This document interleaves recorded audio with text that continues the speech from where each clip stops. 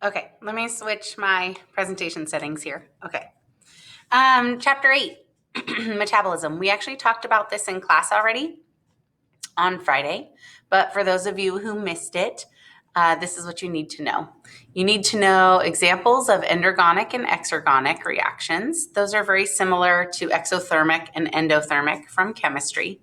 The role of ATP in energy coupling, how enzymes work by lowering activation energy, the catalytic cycle that results in products, and factors that influence enzyme activity.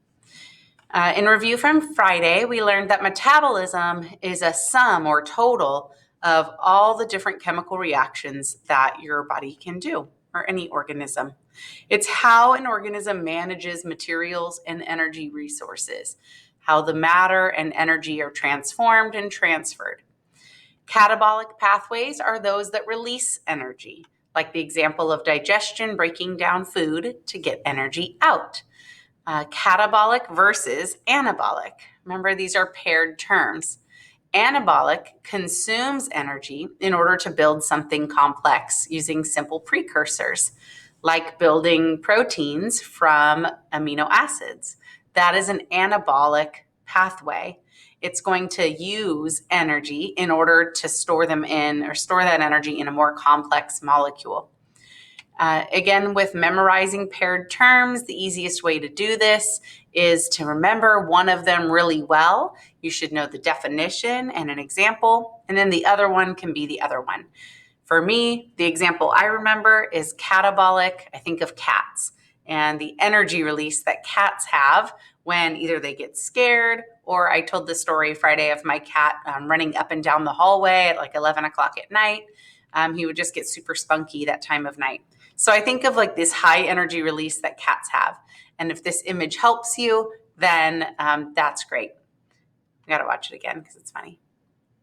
Look at that cat go. So think of that cat, catabolic, that cat just bursting with energy.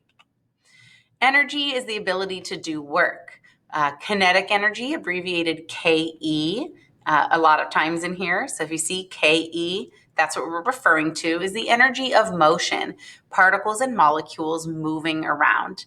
Heat is a measure of the kinetic energy associated with that moving around of those molecules. The movement is random, and as they move, we measure that as heat. Potential energy is stored energy as a result of its position or structure. So when we're talking about chemical energy, the energy is stored within the structures of the molecules. So you should be able to tell a high energy molecule is one that has a very complex structure with lots of potential for breakage. Chemical energy is potential energy available for release during chemical reactions. Again, energy cannot be created or destroyed. It can only be converted from one form to another. These are called energy transformations. This picture is from your textbook, and it's a good way to review all the different forms of energy. We have potential energy up at the top of that diving board, much more potential energy than the diver down there in the water. We have somebody climbing a ladder that's converting that kinetic energy, that energy of motion, into potential energy as they increase their placement up above the surface of the earth, and then diving off that diving board into the water. Sure hope he straightens out soon, otherwise that will be a massive belly flop. He's converting that stored potential energy into kinetic energy or motion. Thermodynamics. Thermodynamics, you got that in physics, hopefully, if you took physics already. The study of energy transformations that occur in nature. A closed system, when we use those words closed system versus open system, a closed system is isolated from its surroundings, no energy in or out. An open system is where energy and matter can be transferred from one part of the system to the surroundings or its environment.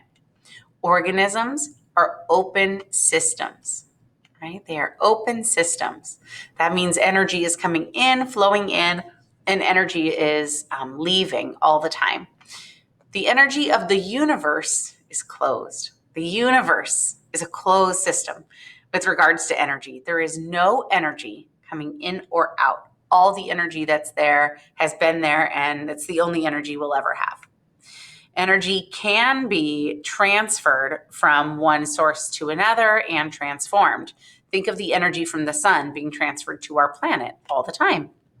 We cannot create energy or destroy energy. This is called the conservation of energy.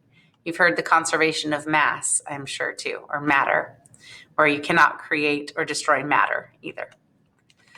So the second law of thermodynamics states that every energy transfer or transformation increases the randomness of the universe, increases entropy or disorder. During every energy transfer or transformation, some of that energy won't be used by any other thing. It won't be used by the organism. It won't be used by the molecules.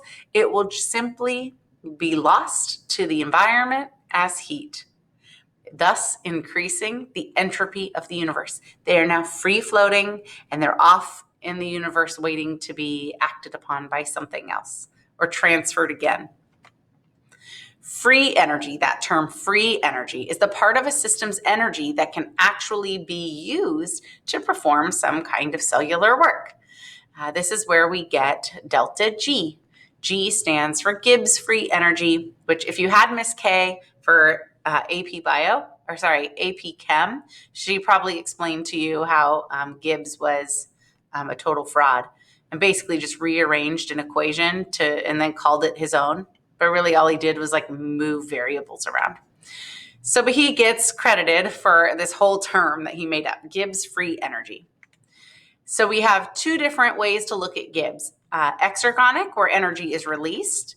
These are spontaneous reactions that go to take a molecule that's complicated and end up turning into a molecule that's less complicated. That is a negative delta G. Basically, you lose energy, but that just means the energy is then available to be passed on to something else. It means energy is given off.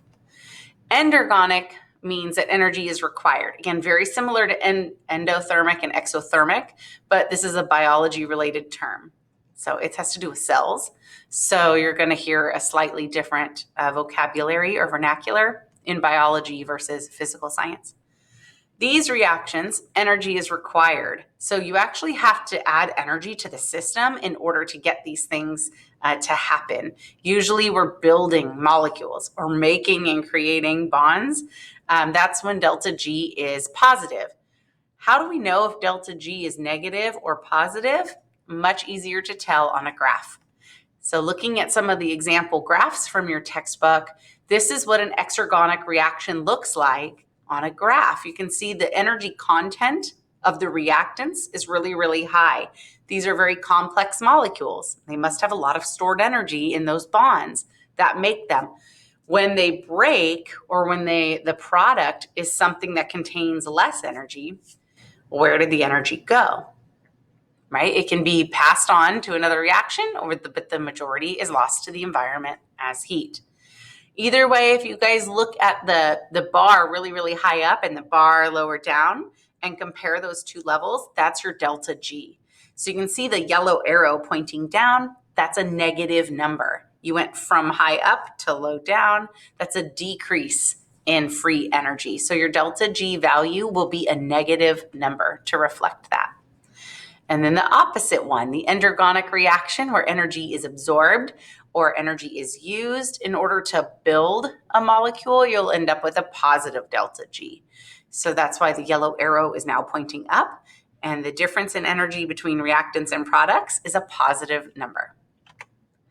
Cell does three main kinds of work. Mechanical, which is just as it sounds, it's very mechanical, moving things, or from one side of the cell to another, or literally like a machine where it is creating product, like an enzyme creating product, working like a machine. Then there's just simple transport, moving things into and out of a cell. And then there's chemical energy or work that the cell has to do, building molecules and breaking molecules. Cells manage their energy resources by energy coupling. What they do is break molecules, use these exergonic processes in order to drive an endergonic one. So we can break a molecule and use that stored energy to fuel the production of a different molecule. So think about when you eat all this food and you use the energy from breaking up those bonds during digestion to build molecules of your own. You have DNA you have to make. You have carbohydrates you have to build. You have cell membranes you need to make. You use all of the energy from the food you eat from breaking those bonds to fuel those processes. The molecule that we use to break in order to fuel these processes is ATP, adenosine triphosphate. It's the cell's main energy source in this energy coupling mechanism. ATP is a modified nucleotide. It has a ribose sugar.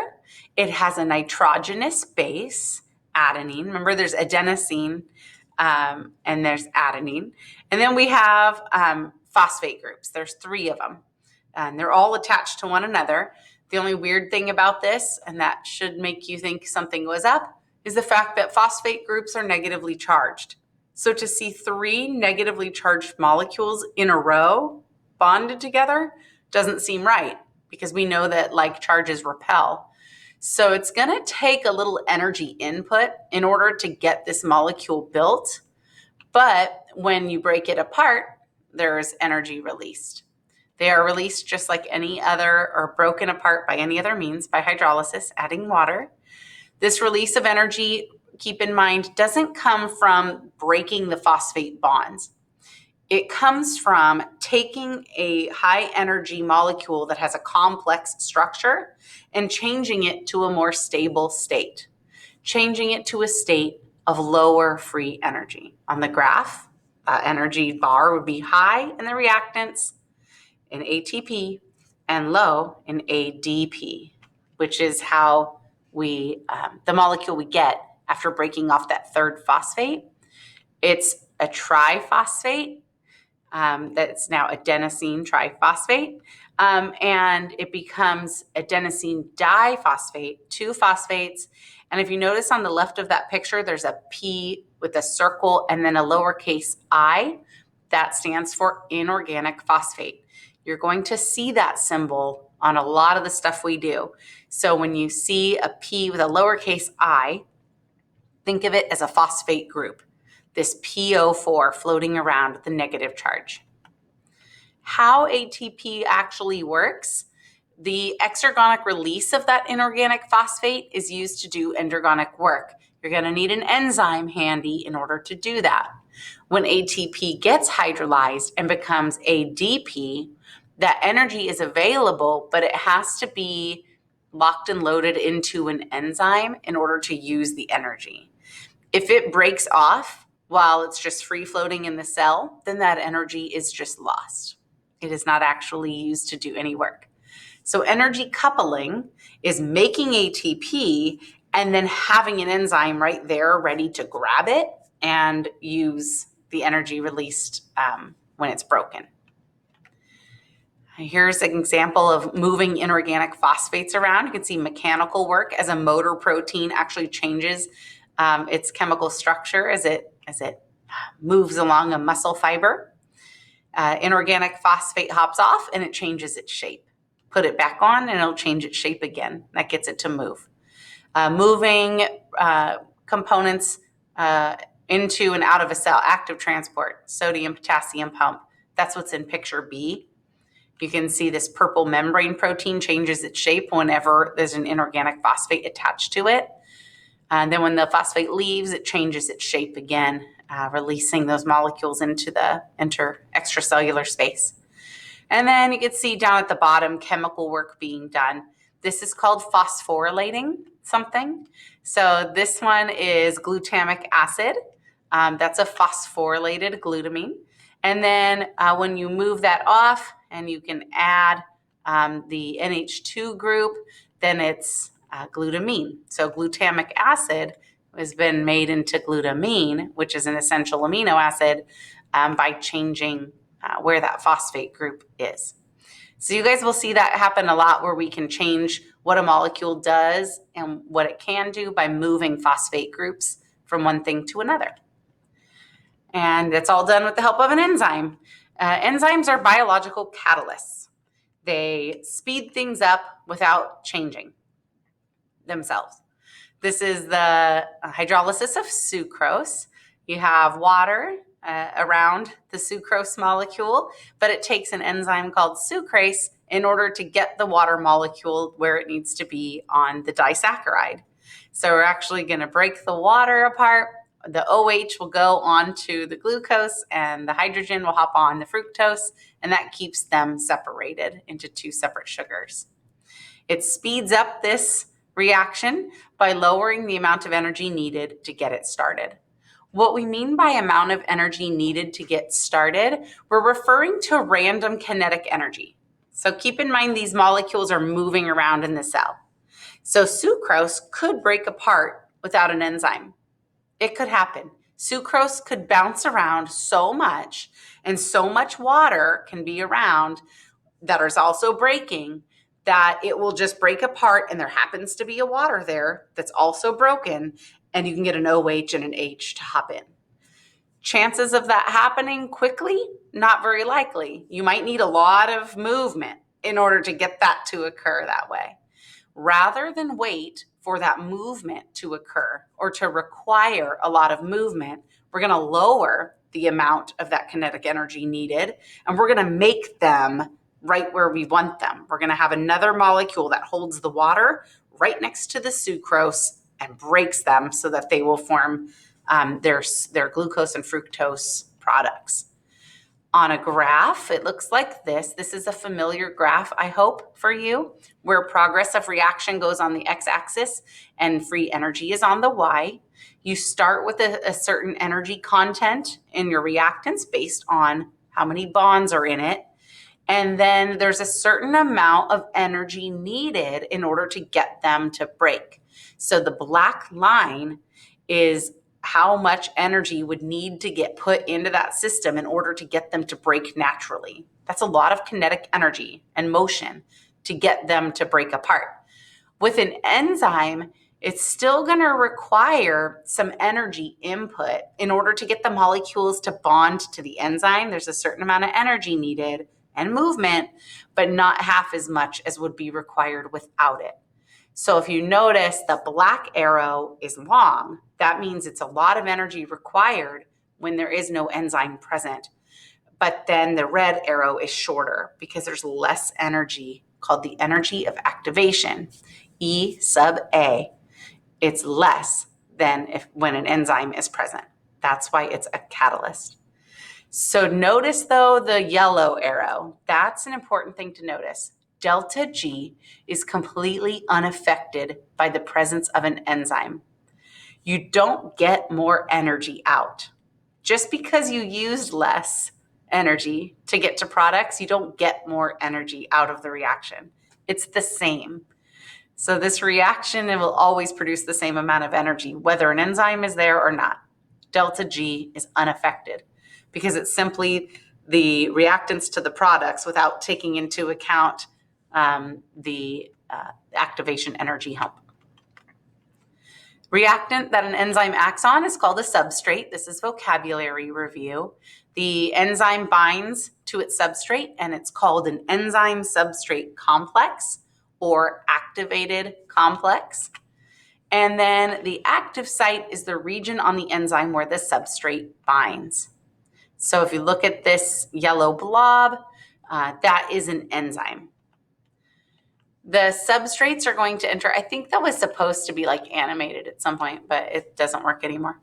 The purple blob is now our enzyme. It's, again, usually a bigger structure. And then the substrates are the smaller orange one and the small green molecule. Looks like we're going to be doing a anabolic pathway here. We're going to be building something. We're going to take these two substrates and make them into a larger, more complex molecule. So we do that by they bind into the active site on the enzyme, and they are held there by weak interactions, right? Van der Waals interactions, or maybe even some hydrogen bonding.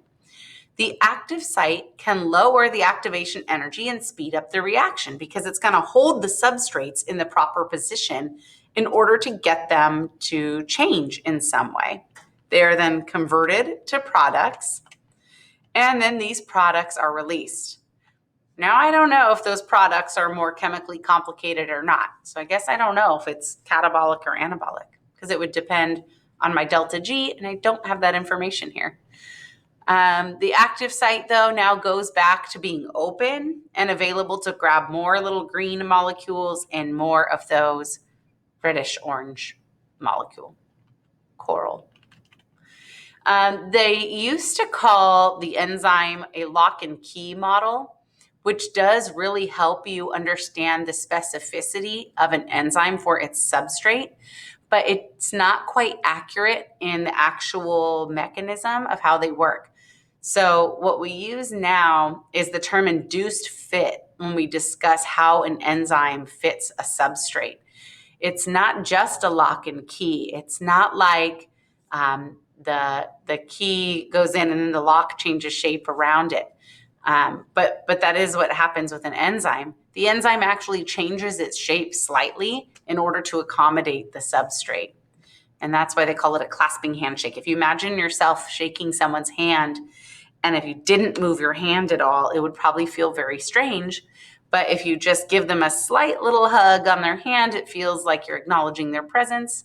Think of that like an enzyme, acknowledging that it is attached to a substrate and it bonds tightly to it. Just briefly. Enzyme activity can be affected by temp, pH, the presence of other chemicals, substrate level, product level, things like that. Oh, the graphs are important. Make sure you know what's going on in these graphs. You should be able to tell that this enzyme, this human enzyme, typical human enzyme, works really, really well at 37 degrees. To the left of that, it's not working at its maximum rate. And then to the right of that, it's not maximum rate. And then you can see this thermophilic bacteria that loves heat. It does really, really well at 77 degrees. Then you see pH down here. Stomach enzymes do really well at low pHs. And then you have intestinal ones that do really well at basic pHs. You have another enzyme in your mouth called salivary amylase that does really well at neutral pHs. So it would have a hill there with a peak around pH of 7. Cofactors and coenzymes. Cofactors are inorganic ions. They are not carbon-based compounds. Things like zinc, iron is an inorganic ion that helps your blood protein, hemoglobin, helps it do its job. So it's important that you eat minerals too, because your enzymes need help from them. Coenzymes are organic cofactors. So they help out other enzymes, but they're made up of carbon. So a vitamin is a carbon-based cofactor that it can be called a coenzyme. It helps it do its job better. Then you have things that make their enzyme not work very well at all. So it actually inhibits them. And they're called inhibitors. There's competitive ones that actually bind to the active site of the enzyme, thereby competing directly with the substrate for access to that site. They physically block it. And then you have non-competitive inhibitors, where they do not mess with the active site directly. They're not going to bind to it and block substrate. They're actually going to bind somewhere else on the enzyme, but that is going to cause a shape change or conformation change in the enzyme's active site shape. So then the active site is available but not functional because the substrate can't bind because the shape is weird. This is what it looks like in a picture. Again, this is from your textbook. The enzyme is the big purple blob. The substrate is that turquoise thing. It's supposed to bind to the active site and get made into a product, but if you can see in competitive inhibition, it cannot do that because the blue one is in the way. And then in non-competitive inhibition, this orange-shaped molecule is not at the active site, but you'll notice the teal one still can't bind because it doesn't match its shape. So it may come up to the enzyme, but then the enzyme can't hold it, so it'll just bounce right off. Genes, enzyme activity is regulated by genes. You have on and off switches in your DNA that will get an enzyme to get made. We have something called allosteric regulation. This word is going to come up a couple times, so don't freak out if you don't get it quite yet. We work with a very big example of this when we study respiration. Allosteric regulation is when the protein's function is affected by the binding of a regulatory molecule, but this happens at a separate place on the enzyme, not the active site. So it's called an allosteric site. This is different than non-competitive inhibition. This is actually a way to regulate enzyme activity.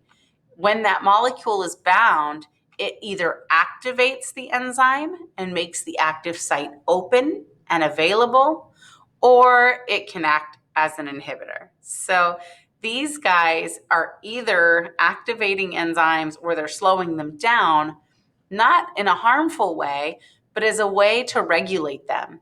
You don't want to be making product unless you need the product. So this is a way for organisms to manage their energy and save resources. Then there's another one called cooperativity, and this one has a picture, I think, too, where one substrate, just the fact that it's there, will trigger a shape change in other active sites that will actually increase the activity or catalytic activity of that enzyme. I'll try to show you what that means.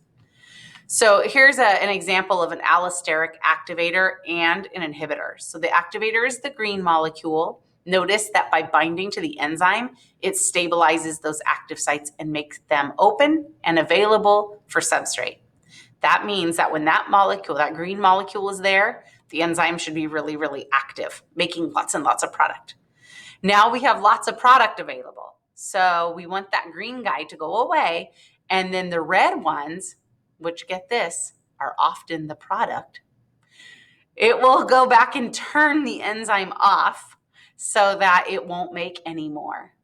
So it's a very cool way for organisms to save energy and materials and only make what they need when they need it and in the amounts that they need. This is cooperativity. Again, the substrate itself enhances the activity of the enzyme.